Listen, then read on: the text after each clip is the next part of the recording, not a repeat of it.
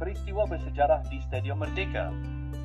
Sambutan kemerdekaan 31 Ogos 1957 di Stadium Merdeka, Kuala Lumpur.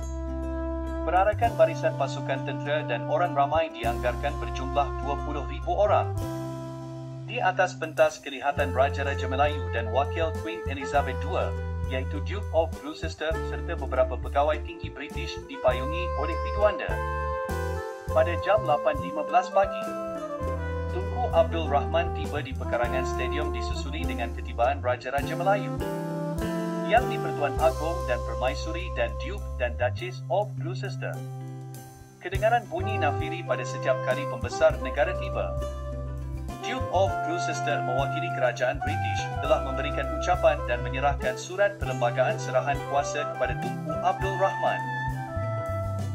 Tunku Abdul Rahman membaca pemasyuran kemerdekaan bagi mengisytiharkan Persekutuan Tanah Melayu mencapai kemerdekaan dan kedaulatan.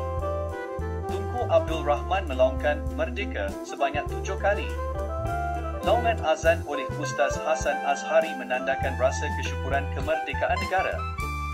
Majlis diteruskan dengan menaikkan bendera Persekutuan Tanah Melayu diiringi lagu kebangsaan, iaitu Negaraku. Sebanyak 101 das tembakan dilepaskan menandakan Persekutuan Tanah Melayu menjadi sebuah negara yang merdeka dan berdaulat. Pada jam 11 pagi, istiadat mengangkat sumpah pelantikan Yang di-Pertuan Agong di Balairong Seri, Istana Negara.